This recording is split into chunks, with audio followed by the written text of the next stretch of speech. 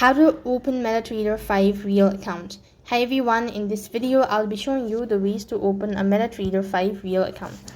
In that case, you go ahead and install the application. When you're done installing the application, click the open button and then you'll be prompted to the login or sign up interface, or you'll be able to see a pop-up menu as create a demo account.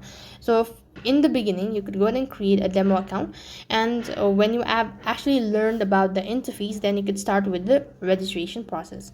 So to register, you just have to go to the message button, and when you press the message button, then you'll be able to see sign up or login. So then you could go and press the register button in order to create an account. Enter all of the information that has been asked, like email address, your create a password, phone number, your personal details, verify your documents ID, all that, and you'll have successfully created your Metatrader 5 real account. Exposing, then from then onwards you could start trading on for real. You could start trading for real, and that's how it works. That's all for this video. I hope the video was helpful. Make sure to like, share and subscribe to our channel. Thank you for watching. See you in the next video.